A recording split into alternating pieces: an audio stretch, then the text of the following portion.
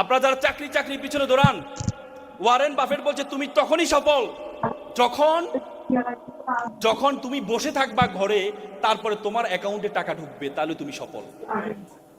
আপনি চাকরি করেন 9 ঘন্টা 8 ঘন্টা, চাকরি করার পরে আপনি যখন চাকরি শেষ, আপনার বেতন শেষ। চাকরি শেষ, আপনার বেতন শেষ।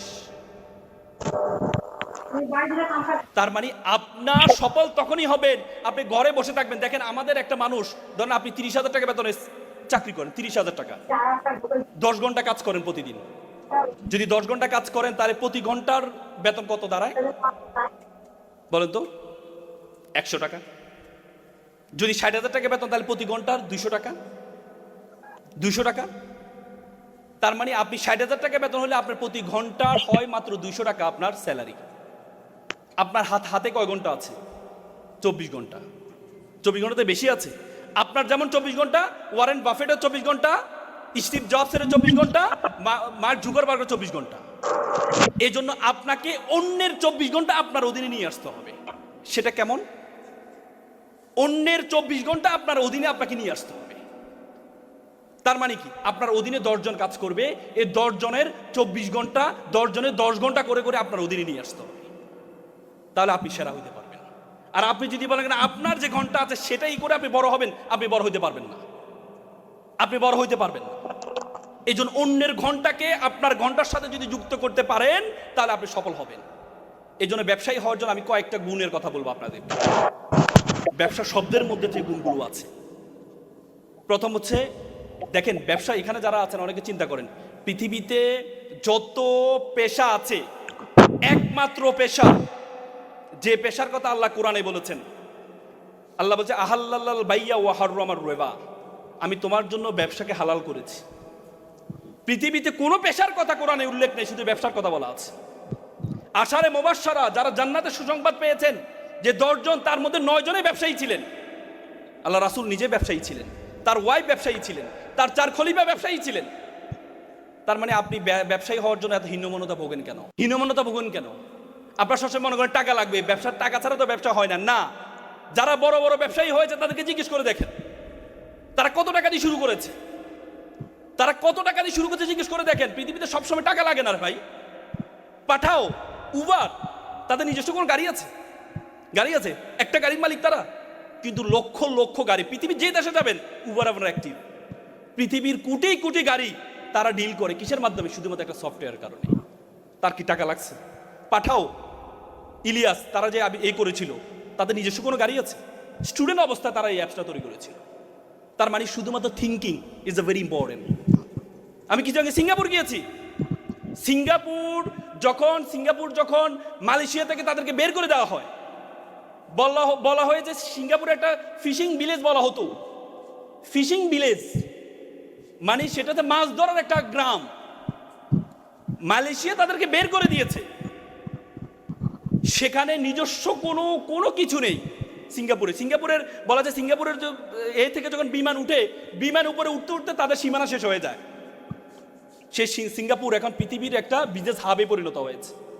পৃথিবীর যত বড় বড় জাহাজ আছে, সব জাহাজ, যত বড় বড় বিমান আছে, সব বিমান ট্রানজিট করে সিঙ্গাপুর থেকে। যে পানিটা পর্যন্ত তারা কিনে নেয়, সে পানিটা তারা বিক্রি করে। নিজস্ব কিছু নেই। সবসময় নিজস্ব টাকা লাগবে না, ব্যবসা করার জন্য সবসময় নিজস্ব টাকা লাগবে না, কিন্তু আমাদের চিন্তাটা ছোট। ব্রিটিশরা যখন আমাদের উপমহাদেশে আসছিল, তখন আমরা 7th richest country all of the world, আমরা পৃথিবীর 7ম ধনী দেশ ছিলাম। আপনারা জানেন ঢাকা শহরে মানুষ আসে কেন? ঢাকা শহরে সুযোগ সুবিধা বেশি, এই জন্য আসে। টাকা আছে এই জন্য আসে।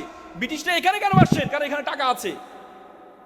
এখানে টাকা আছে। ব্রিটিশরা যাওয়ার সময় আমাদের মাথার মধ্যে ঢুকিয়ে দিয়েছে যে ছেঁড়া খাতায় শুয়ে লাখ টাকার স্বপ্ন দেখিও না। ব্রিটিশরা আমাদের শিক্ষা ব্যবস্থার মধ্যে ঢুকিয়ে দিয়েছে তোমরা অ্যাপ্লিকেশন করো কেরানি পদে চাকরির জন্য আবেদন। কেন? সিইও পদে চাকরির জন্য আবেদন শিখাইতে পারে না আমাদেরকে? এমডি পদে চাকরির জন্য আবেদন শিখাইতে পারে না আমাদেরকে? কেন আমাদের শিখতে হবে কেরানি পদে চাকরির জন্য আবেদন? আমাদের শিক্ষা ব্যবস্থার মধ্যে এমন কিছু ঢুকিয়ে দিয়েছে, তুমি লাখপতি, তোমাকে আবেদন করতে হয় আমার বাবা কৃষক, আমার চলতে পারি না, সুতরাং আমাকে কি বৃত্তি দেওয়া হোক।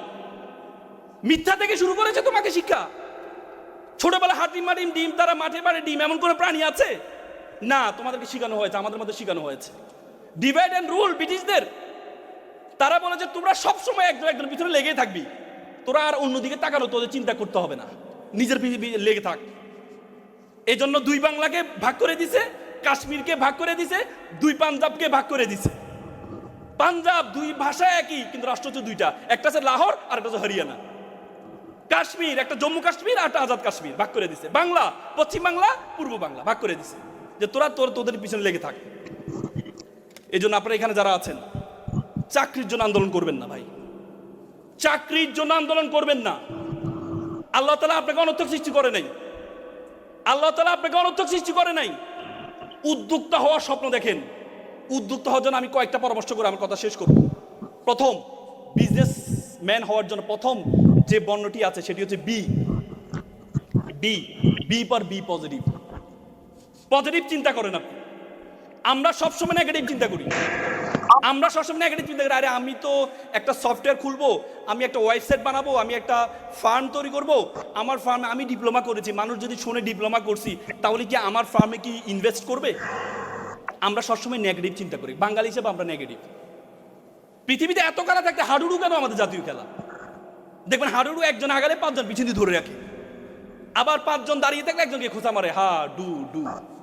তার মানে আমাদের স্বভাবের সাথে মিল আছে। আমরা পজিটিভ চিন্তা করতে পারি না, আমরা শুরু থেকেই নেগেটিভ। এই জন্য বি পজিটিভ। আমি একটা এক্সাম্পল দিই। একবার আপনারা এডিডাস ছিল জার্মানির, ফ্রান্সের, জার্মানি ইউরোপের সবচেয়ে বড় জুতা কোম্পানি। প্রথম বিশ্বযুদ্ধের পরে সবচেয়ে বিখ্যাত কোম্পানি ছিল এডিডাস। এডিডাসের মার্কেটিং অফিসারকে পাঠানো হলো, যাও তো ইউরোপ তো ভালো করছো, এবার যাও আফ্রিকা যাও, আফ্রিকা গিয়ে দেখো তো জুতার ব্যবসা করতে পারো কিনা। সে গিয়ে দেখে যে আফ্রিকার মানুষ জুতাই পরে না। সে যে জুতা পরে না, আমি এখানে জুতার ব্যবসা কি করব? সে চলে আসছে, এসে সিইওকে বললো কি পাঠাইছেন, ওখানে তো জুতাই পরে না, কি ব্যবসা করব? পরবর্তীতে দ্বিতীয় বিশ্বযুদ্ধের পরে নাইক, আমেরিকার একটা জুতা কোম্পানি, তারা তাদের মার্কেটিং অফিসারকে পাঠালো, নতুন শুরু করেছে, মার্কেটিং অফিসারকে পাঠালো আফ্রিকায়।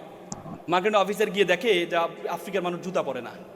সে চিন্তা করলো, আমি যদি এখানে থেকে যদি তাদেরকে জুতা পরানোর ফজিলত সম্বন্ধে তাদেরকে যদি বর্ণনা করতে পারি, তাহলে আমি মনে হয় সবচেয়ে বেশি বিক্রি করতে পারবো এখানে। পরবর্তী সে 3 মাস ছিল, থেকে আফ্রিকার মানুষকে জুতার অবস্থা শিখিয়েছে, জুতা কেন করতে হবে। শিখানোর পর দেখা গেছে সারা বিশ্বে যা ব্যবসা করে নাই তার চেয়ে বেশি ব্যবসা করেছে আফ্রিকায়, আফ্রিকায়, আফ্রিকায়। তার মানে you have to be positive. আপনাকে পজিটিভিটি থাকতে হবে। আপনি যদি নেগেটিভ অ্যাপ্রোচ নিয়ে থাকেন তাহলে আপনি বড় হতে পারবেন। নেগেটিভ অ্যাপ্রোচ নিয়ে থাকলে বড় হতে পারেন। এই যে পজিটিভ চিন্তা, আপনি যদি চিন্তা করেন আরে আমার ইনস্টিটিউটের পাশে ধরেন আপনি ডুয়েটে পড়েন, আপনি যদি চিন্তা করেন ডুয়েটে পড়ি, ডুয়েটের এখানে যদি আমি আইটি ফার্ম তৈরি করি, তাহলে এখানে তো সবাই ইঞ্জিনিয়ার, কে আমারটা নিবে? আপনাকে চিন্তা করতে হবে পজিটিভ। দ্বিতীয় যে গুণটি সেটি হচ্ছে ইউ মানে understand the pulse of the people. জনগণের পালস বুঝতে হবে আপনাকে। আপনি যে উদ্যোগটা গ্রহণ করবেন, প্রথমে আপনাকে বুঝতে হবে যারা আছে তাদের পালস বুঝতে হবে। আমি যে পণ্যটা নিব, এই পণ্যটা আমি কোথায় নিব? আপনি আইটি ফার্ম করেন, আপনি যদি ডুয়েটের পাশে আইটি ফার্ম করেন, তাহলে সেখানে সব ইঞ্জিনিয়ার কাজ হবে না। আপনি এমন জায়গায় আইটি ফার্মটা করতে হবে যেখানে